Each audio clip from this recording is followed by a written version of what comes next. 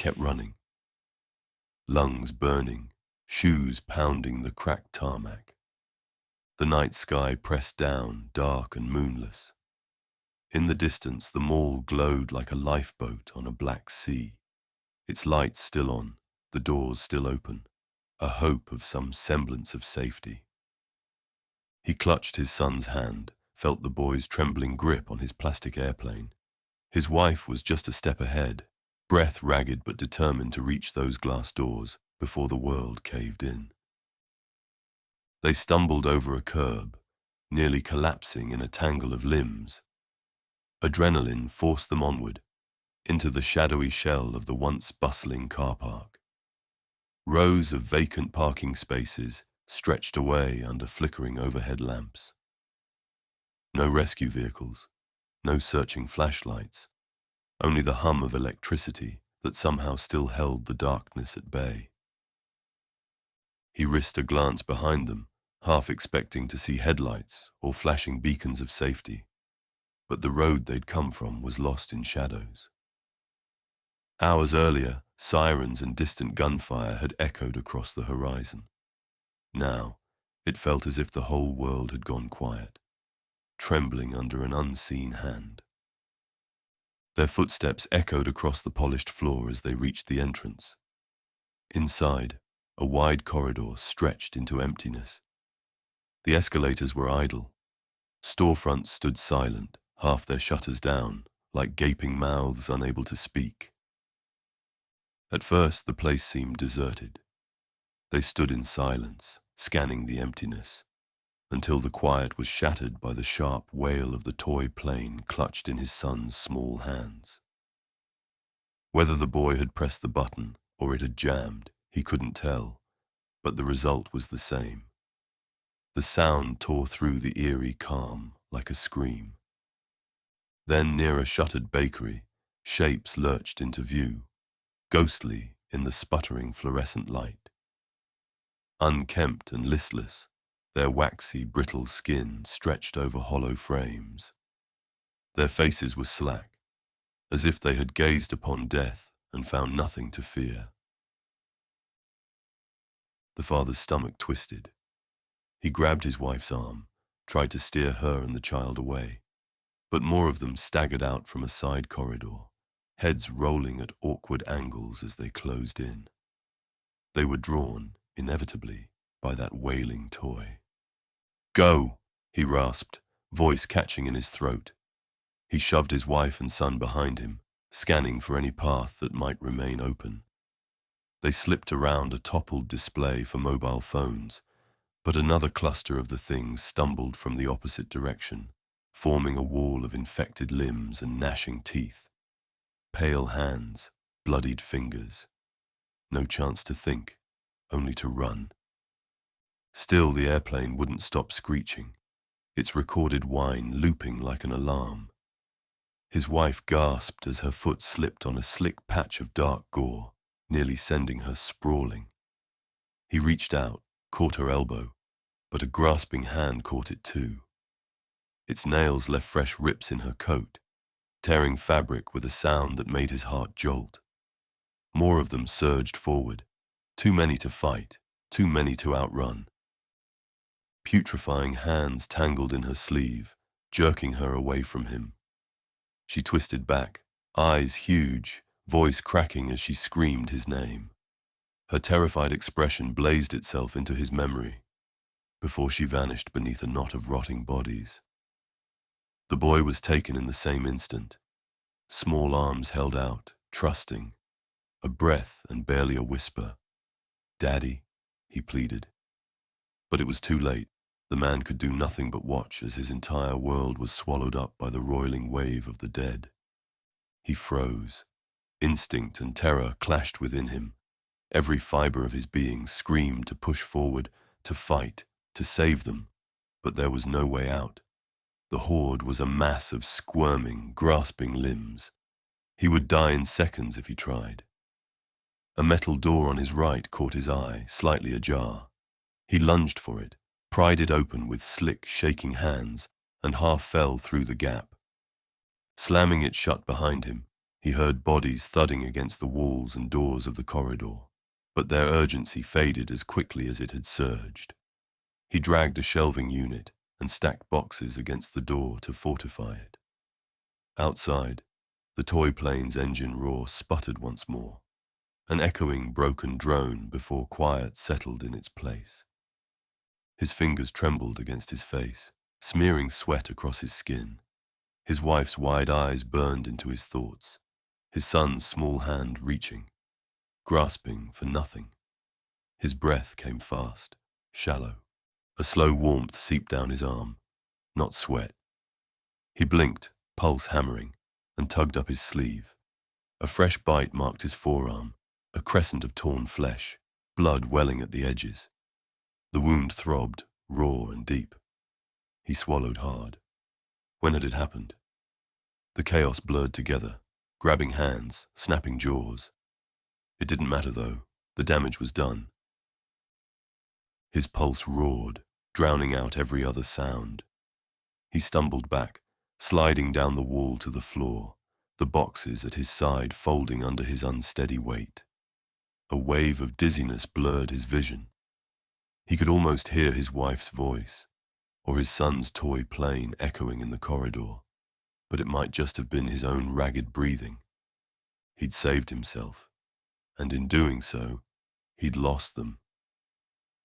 The plane's engine roar came in sporadic bursts, weaker each time, then finally fell silent. Exhaustion, shock, and the iron tang of blood dragged him under. His last coherent thought was of that small hand slipping away, and how he hadn't been able, or willing, to hold on. He woke with his cheek pressed against cold linoleum, darkness edging his vision. For a moment, he had no idea where he was, just that his head throbbed and his arm burned. Slowly, memory began stitching itself together, the mall, the running, the bite. His eyes flicked open.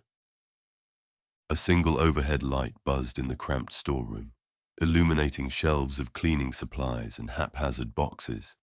He pushed himself upright, head spinning.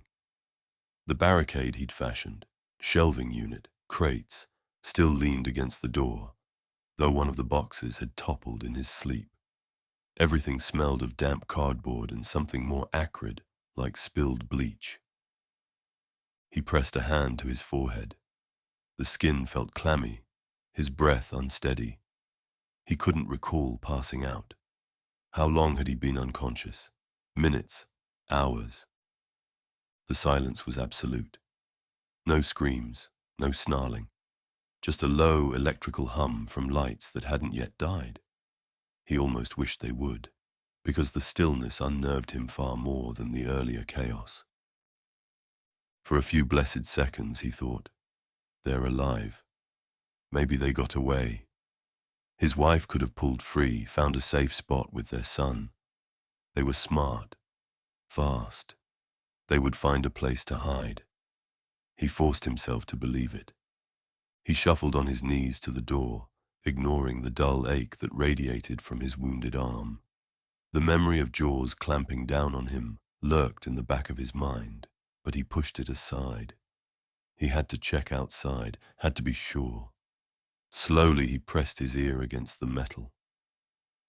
At first he caught nothing but the muted hum of fluorescent lights. Then came a soft scrape, as if someone was dragging a foot along tile. A low groan drifted from farther off, an injured person, or something worse. Occasional crashes and thuds echoed, like objects being knocked over. He swallowed hard. It might be them, he told himself. Maybe they found a way through. Maybe they're in one of the shops, waiting. A tiny spark of hope flared, enough to make his heart pound. He whispered his wife's name, then his son's. His voice rasped, barely above a breath, but no one answered. He told himself they just couldn't hear him, that they'd moved on, or were too frightened to respond. The alternative was unimaginable. He rested his forehead against the door, squeezing his eyes shut. Images started to slip in. The way she'd looked at him, as the horde closed around her. His son's small arms raised, trusting, certain Daddy would fix everything. He tried to blot out the vision, but it lingered, intense and merciless. They made it, he insisted to himself. They're not like the others, not like those things. His arm throbbed, drawing him back to the present. He peeled the torn fabric away from the bite. It had gone from angry red to a bruised purple, with dark lines spiderwebbing outward like the roots of some poisonous plant. The sight of it made his stomach twist. He could practically feel it inching toward his chest, pulsing with each heartbeat. "You're okay," he muttered under his breath. That was the sort of thing he used to say to calm his son. He forced a deep inhale, but it came out ragged. "I'm just a man with a problem," he thought. "An infection. People survive infections all the time." But this wasn't a normal infection.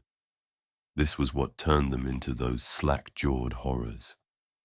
Still, he refused to spiral into panic. He needed to do something, anything, besides lie there imagining the worst. With trembling hands, he pulled open a supply drawer, rifled through bleach-stained towels, stray mop heads, half-used detergent bottles. Eventually, he found a small first aid kit with a roll of gauze and antibiotic cream. He applied the cream around the edges of the bite, grimacing at the sharp sting.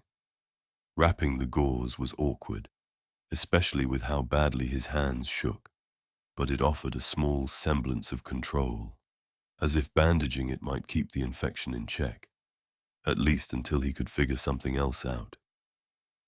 He thought of hospitals, but a grim mental image of locked doors and swarming corridors surfaced instead. No help there. Ambulances would be overrun, paramedics fled or fallen. He had to face the truth. He was alone. His gaze snapped back to the door. If the hallway was clear, he could still look for them, still try.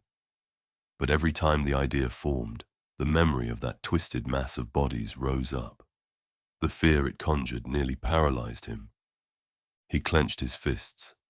Maybe they escaped, he repeated, clinging to the last scraps of denial. The infection's heat flared in his arm, sending a line of sweat down his temple. "They're alive," he whispered. "They have to be." A shuffle outside made his breath catch. He sank into silence, listening. Slow footsteps dragged past the storeroom door, accompanied by another low moan. Then they faded. He exhaled, heart pounding. If those things were still in the mall, if they were searching, it meant the place wasn't completely deserted.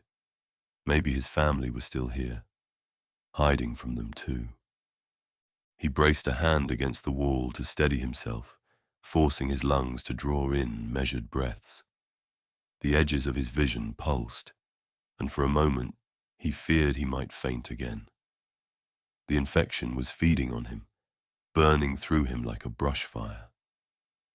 His mind drifted to the memory of how easily his wife and son had been swept under, how the wave of bodies had closed in. He tasted bile, but shoved the thought down. "No one survives that," whispered a cold, logical voice.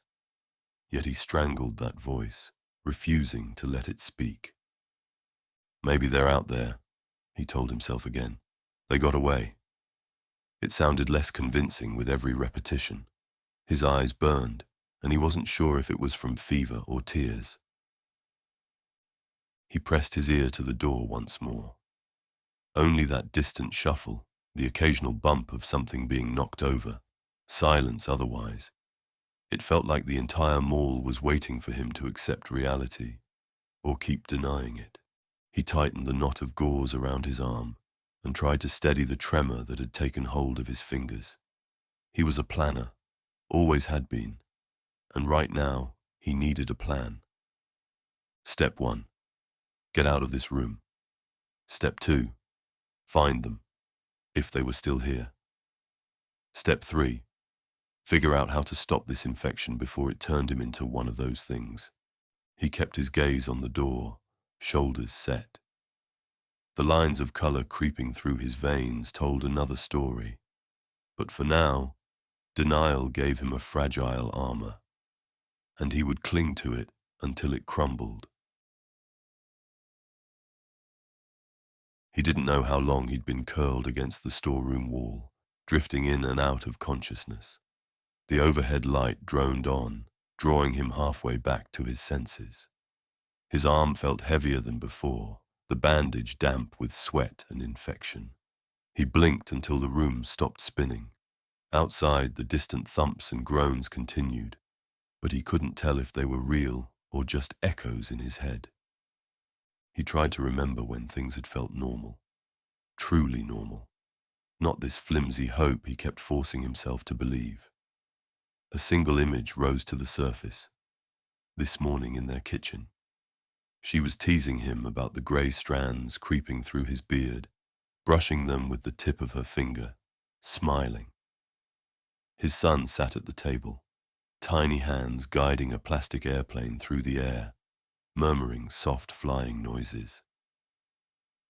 A mug of coffee steamed beside him. The house smelled of toast and something sweet she'd been baking. He could almost feel it, the warmth against his cheek, the quiet hum of a world where people died and stayed dead. The memory flickered. His forehead felt hot, and a chill settled along his spine. He pressed his palm against the bandage. A sharp jolt of pain forced his eyes shut.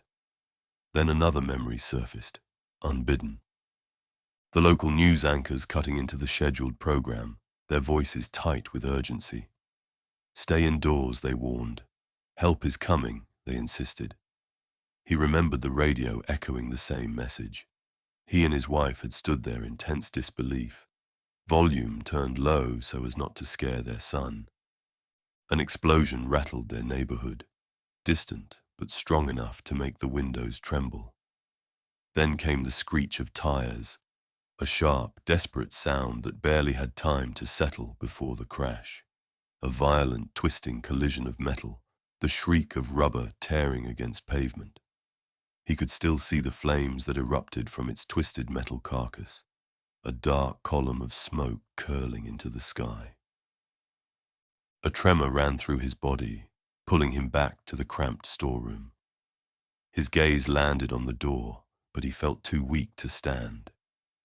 The infection crawled beneath his skin, sending pins and needles through his arm. His breathing grew shallow, and a faint ringing in his ears warned him he might black out again. He forced himself to stay awake. He couldn't lose more time. Not now. His teeth chattered, and a new image bled through his mind. His wife screaming. But something about her voice was wrong, like a recording slowed down and garbled. He saw himself in the mall corridor, reaching for her as she disappeared behind a tide of stumbling figures. Yet in this feverish version of events, her mouth moved out of sync with her cry, and her face blurred at the edges, an unnatural smear of color. He let out a ragged breath, trying to steady himself, but the vision lingered until another wave of pain in his arm shattered it. He groaned, pressing his back against a row of boxes. Another memory crept in. This time he was nowhere specific, just a haze of flashing lights and a crowd in motion. His son looked up at him, clinging to the airplane. But the boy's eyes were glassy, vacant. The father wanted to comfort him, to promise that everything would be all right, but he couldn't move or speak. The child just stared, as though searching for something he no longer recognized.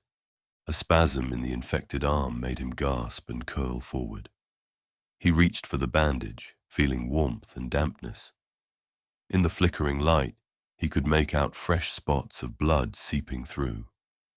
If he pulled the gauze off, he wasn't sure what he'd see or if he could handle it. "Stay awake," he muttered, voice thick. If he passed out again, the infection might take him completely. He had to hold on. He thought of the last plan he'd formed, find them, fix this, save himself, or at least try. But the fear that none of it mattered anymore pressed down, heavier than his own body weight. His wife's voice echoed from a far corner of his mind. She whispered, "You left us." He jerked his head up, heart pounding. The storeroom was the same dull square of linoleum and flickering light, the door still barricaded. She wasn't there. Of course she wasn't. Yet the accusation twisted in his gut, dredging up all the guilt and terror he'd been pushing aside. He'd abandoned her, abandoned his son. Every time he pushed the truth aside, it crept back in, sinking deeper, like the infection, feeding on his denial. He drew in a shaky breath, desperate to keep the fever from dragging him under. He needed water, needed rest, needed a doctor. Above all, he needed his family alive so that he could find them. They're not gone, he told himself, though the logical part of his mind would not believe it.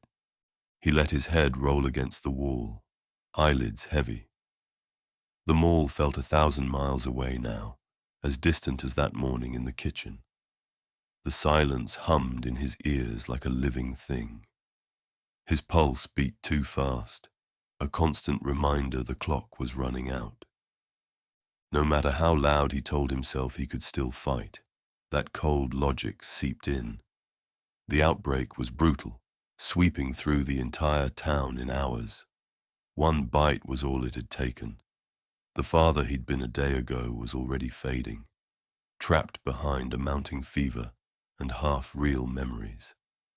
He couldn't stop it, but fear refused to let him surrender. He dug his nails into his good hand, focusing on the small jolt of pain. If he stayed awake, if he kept trying, maybe he'd hold on to a piece of who he was. Maybe he'd prove that voice wrong. He squeezed his eyes shut, clinging to the memory. His wife's playful teasing over breakfast, his son's bright grin, the quiet hum of a world still whole. He told himself it wasn't too late. He told himself they were out there, waiting. His arm burned and he felt the infection's slow advance like a living creature wrapped around his bones. He pressed his teeth into his lip, drawing the faint taste of copper, and let the memories come. Let them wash over him like a tide, if only to drown out the present. Something shifted outside. At first he thought it was a heartbeat, deep and steady. Then he realized it was only the rhythmic drip of water from somewhere beyond the storeroom walls. Still, the sound made his mouth water in a way that felt wrong. He inhaled, forcing back the nausea that rose whenever the infection flared. His hand went to the wedding ring, pressing the cool metal against his forehead. If he could keep her name in his mind, maybe that meant he was still himself. But when he whispered it, the syllables felt strange, as though his tongue had forgotten how to form them. He tried to recall better times. He pictured a summer barbecue, the scent of grilled chicken and fresh bread, the way she'd laugh when he stole bites from the cutting board. For a moment, he almost smiled. Then his stomach twisted, and the memory took a dark turn. He caught himself focusing too closely on the texture of the raw meat instead, its juices seeping out onto the plate. His mouth went dry, followed by a humiliating rush of saliva. He shut his eyes, horrified at his own reaction, and willed the image away. His mind drifted to family dinners, to the quiet comfort they brought. He could almost smell the mashed potatoes, rich gravy, roasted vegetables, a swirl of warmth and salt and home.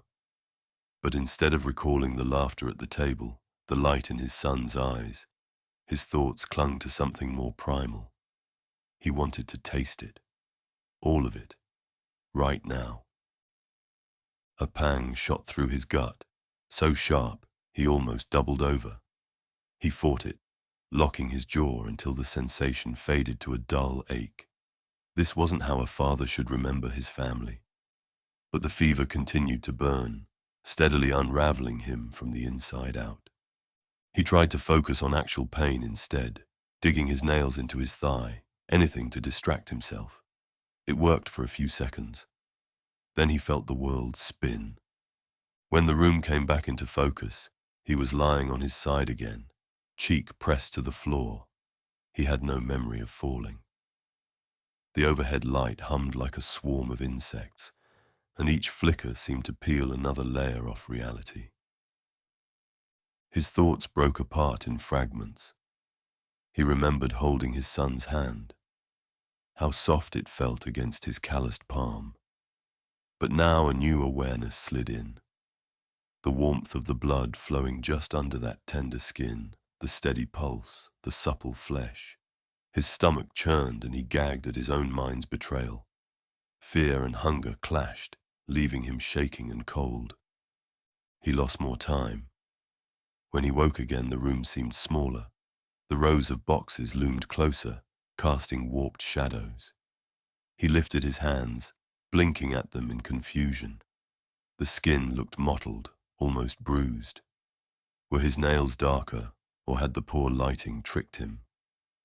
Each breath took longer now, as though his lungs had forgotten their rhythm.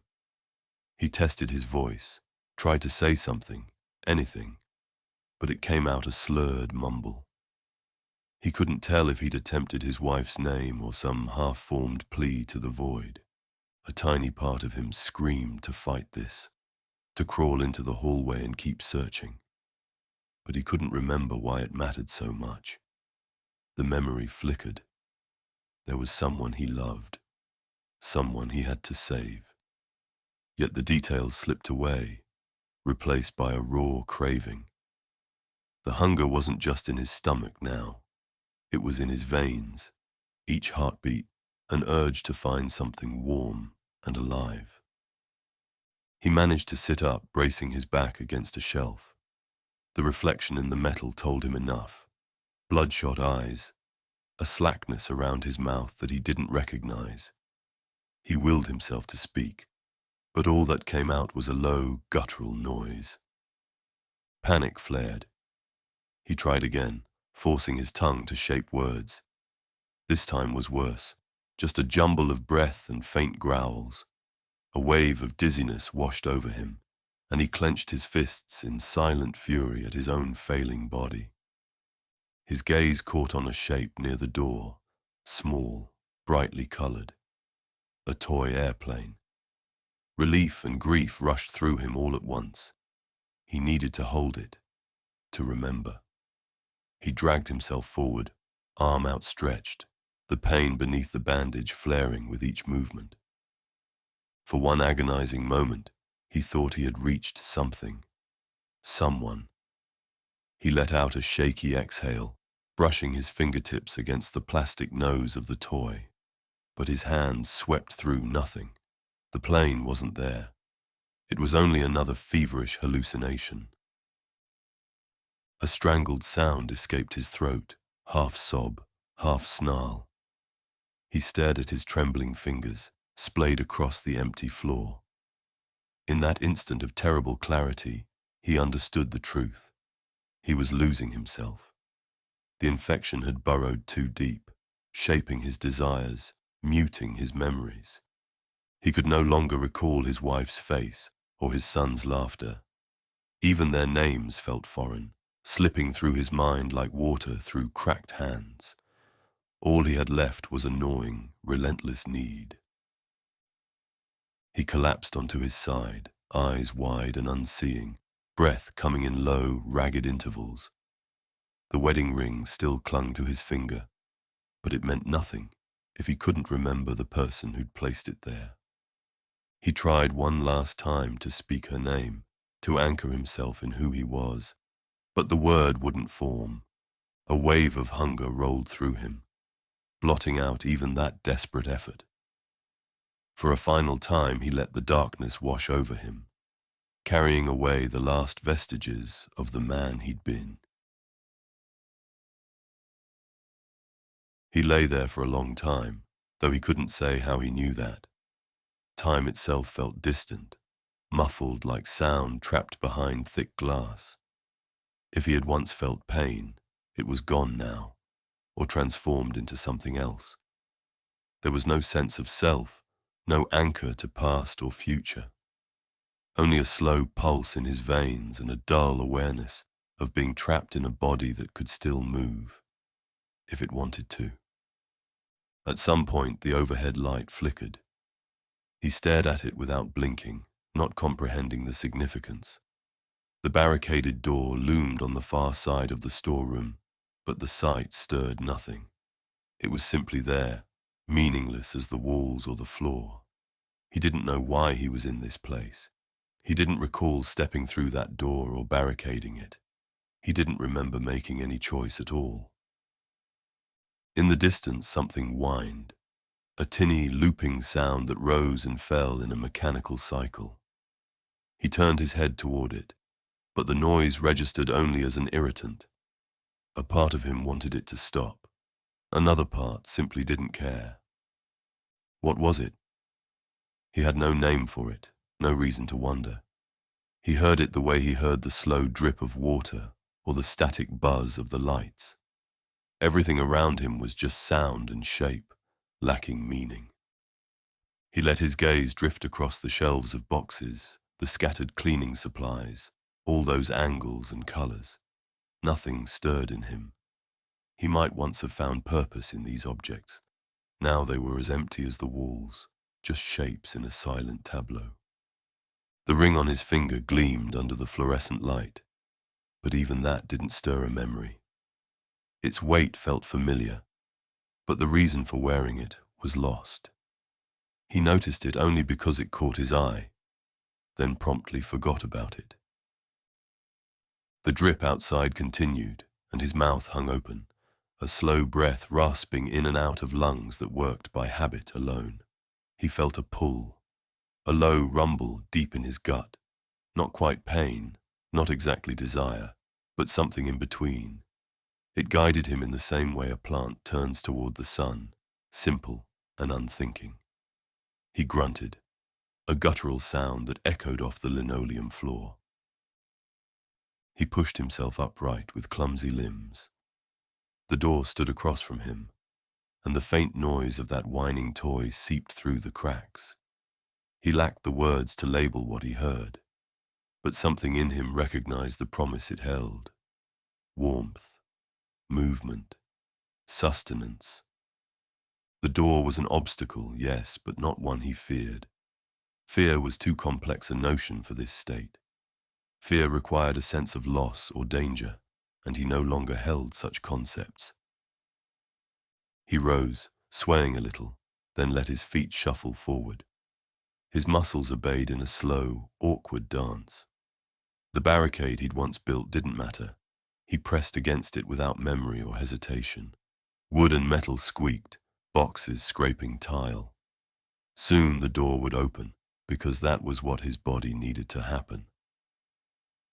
If a stray image threatened to surface, a face or a name, it vanished as soon as it appeared, leaving only hunger in its wake. Memories didn't drive him now. Only the constant gnawing in his gut did. That need overshadowed everything else, devouring thought, devouring reason, devouring whatever had once made him a husband, a father, a man. The whine of the toy grew louder, and his lips peeled back in a reflex he couldn't name. A final trace of confusion flickered across his face, lost in the stretch of grey skin. Then the feeling was gone. He was a vessel of want, leaning on the door, ready to push through to whatever lay beyond. He couldn't remember pain or sorrow. There was no room left for regret or love. There was only the slow, determined ache in his core, spreading out until it became his entire world. His fingers skimmed the metal doorframe, but there was no recognition. The door meant nothing. The handle held no purpose. Only the raw, insistent drive of his hunger remained.